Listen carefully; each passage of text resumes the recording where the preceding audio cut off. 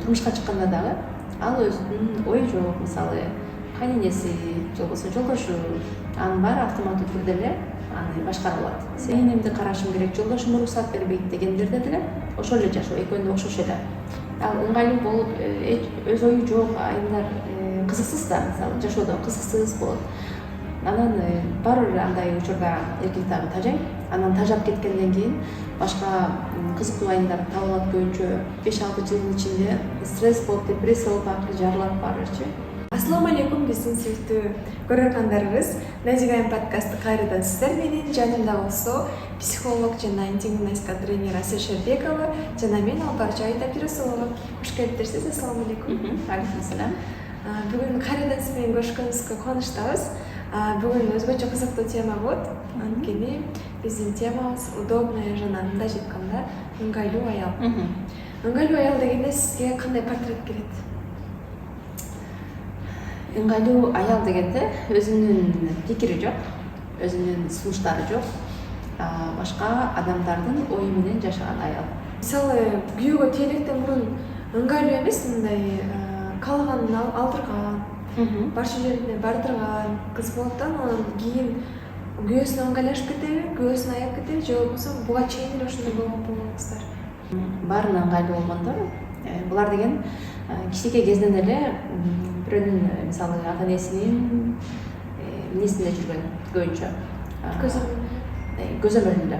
Бизде эки түрдө болот. Мисалы, энелер эки түр эмес, көп эле. Башкысы мындай көбүрөөк пайыз эки түргө бөлүнүп калат да. Бирөөсү слишком мындай көзөмөлдөгөндөр, кээ бирлери таптакыр иш жоктор. Экөөсү тең патология. Ал эми таптакыр көзөмөлгө алып алгандар дагы слишком, мисалы, баардык нерсесин башка бирөө чечип берет. Өзүнүн ою жок.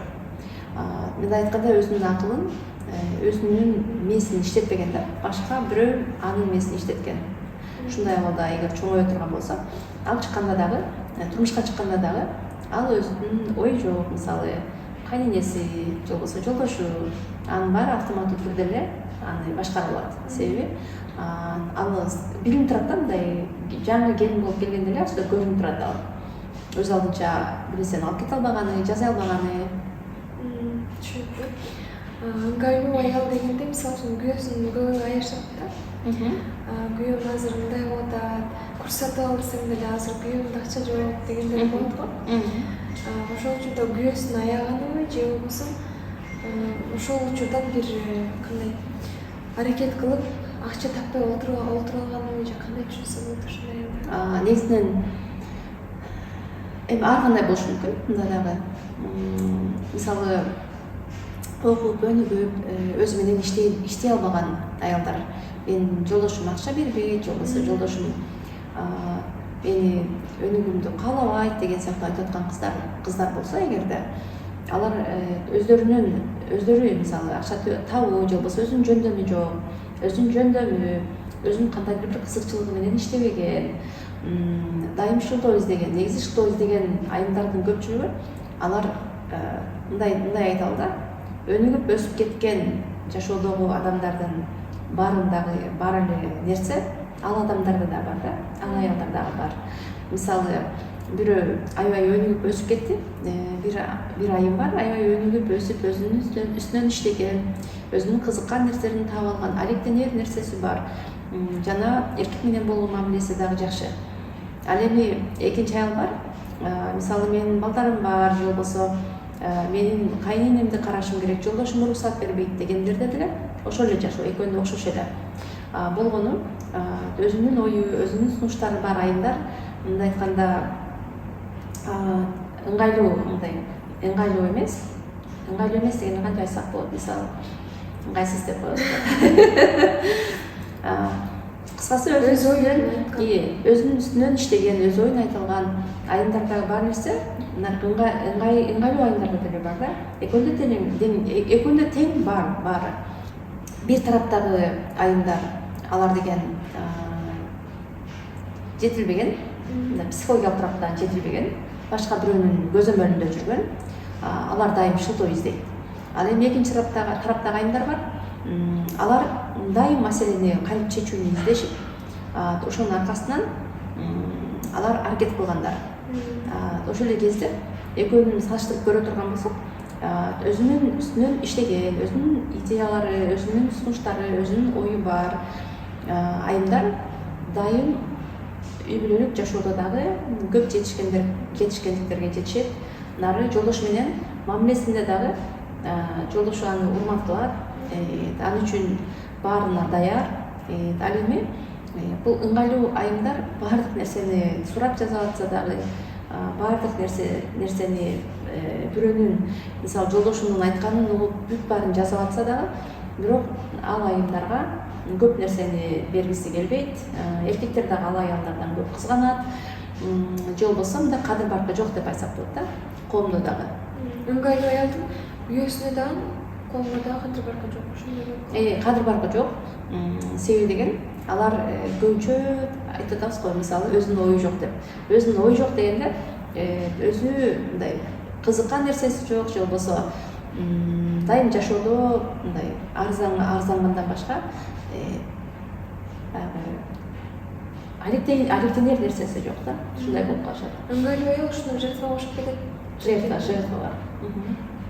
Жертва мен мындай кылгам, өмүрүмдү сага арнагам, сен болсо мындай деп кийин айтышы мүмкүн, азыр айтпагандан кийин айтышы мүмкүн. Түшүнүктүү. Көбүнчө ошондой болуп калат да, мисалы ал ыңгайлуу болуп өз ою жок айымдар кызыксыз да, мисалы жашоодо кызыксыз болот. Анан бар бир андай учурда эркек дагы тажайт. Анан тажап кеткенден кийин башка кызыктуу айымдар табылат көбүнчө. Анын жашоосунун көп бөлүгү стресс, депрессияда өтүшөт. Түшүнүктүү. Ыңгайлуу аял менен данышман аялдын айырмасы эмнеде? Эмнеде ошол? Данышман аял деген баардык жерде мындай өзүнүн акылман аял бар деп айталы да. Акылман айым деген баардык жерде өзүнүн ким экенин билген.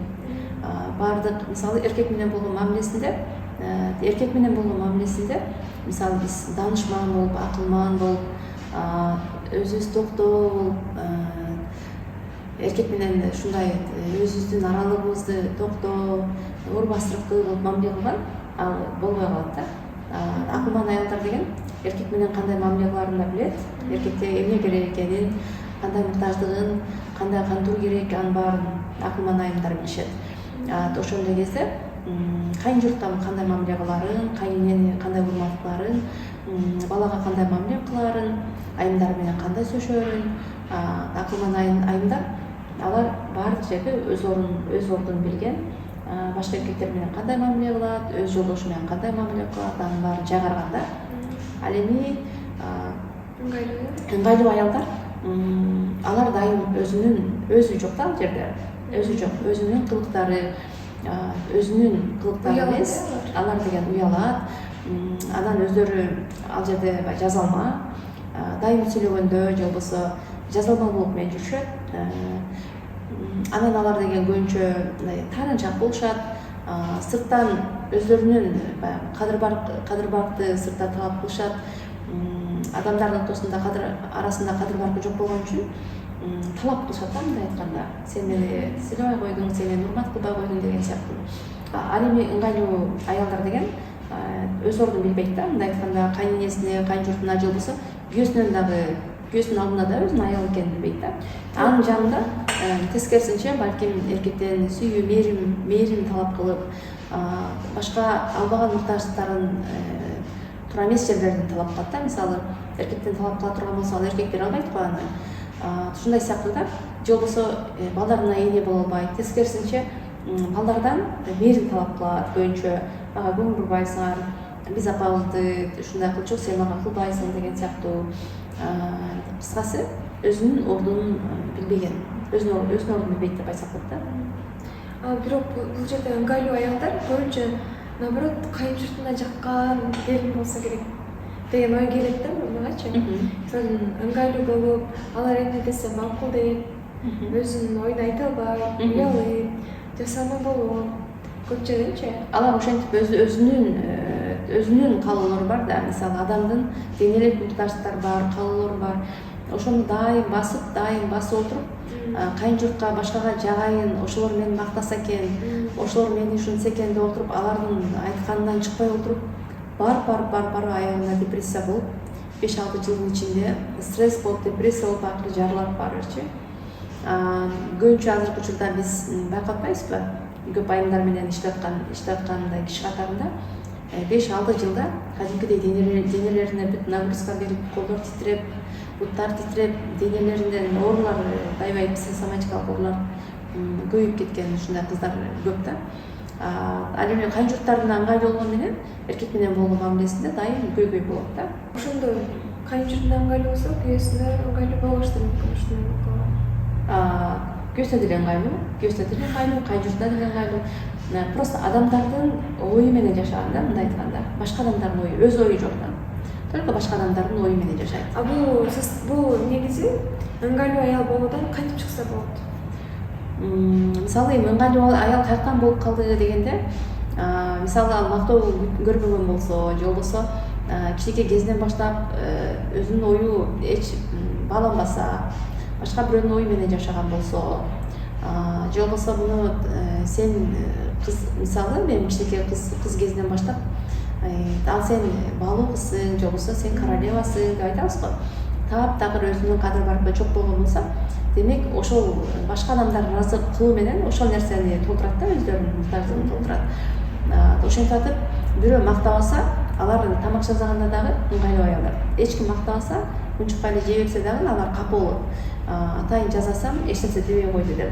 Аларга дайым мактап туруш керек болот. Мисалы, жакшы болуптур деп койбосо, жакшы болуптур деп койсо, ошол кубанып, ошол сөздү угуш үчүн алар ыңгайлуу болуп жүрө берет да, мындай айтканда. Ошол сөздөрдү аябай күтүшөт. Себеби ошол сөздөргө алар муктаж да. Десе ошондой абалда боло турган болсо, мисалы, эми бизде көбүнчө ушундай абалда да, келиндер, айымдар андай учурдан чыгуу үчүн өздөрү менен иштөө, анчын биринчи өздөрүн табуу, өздөрүн таануу, өздөрүнүн ички жан дүйнөлүк тараптан ким экенин анализдөө, баардык жерде жолдошунун алдында ким экенин, кайынжурттун алдында ким экенин, мисалы, өзүн анализдөө керек биринчи. Өзүн таап, өзүнүн кандайдыр бир кызыккан нерселер менен алектенүү. Башка бирөөнүн ою, же болбосо башка бирөөнүн ыраазылыгы эмес, өзүнүн кандайдыр бир алектенер нерсеси болсо. Андан булар ыңгайлуу аялдар дагы, мисалы, Аллах үчүн, Алланын ыраазылыгы үчүн деп жасаган күнү билишпейт. Алар адамдардын ыраазылыгын деле каалай берет да, эңсей берет. Анан Кудайды таап алуу, бул өтө мындай маанилүү да. Өзүн таап, өзүн анализдеп, билим алмайынча ошондой абалда өмүр бою жашагандар да бар. Өмүр бою таптакыр алып, бир жашоодо орду жок, балдарымды дагы бир мыкты инчилеген, балдарды чыгара албайт көбүнчө. Себеби балдар дагы мындай көйгөйдө болуп өсөт, андайлар сүйүүсү жок болот. Балдарында дагы сүйүү бере албайт. Ал өзү баягы ошол нерсеге муктаж болгон үчүн сырткы адамдарга дагы ошол нерсени бере албайт да. Ошол нерседен чыгыш үчүн только билим алуу окуу. Түшүнүктүү. Жообуңуз кыска жана так болду. Сиздердин бүгүнкү чыгарылышыбызга ушуна келтирүүңүзгө чоң рахмат. Ыраазычылык билдиребиз. Ал эми сиздер менен кайрадан көрүшкөнчө саламатта калыңыздар.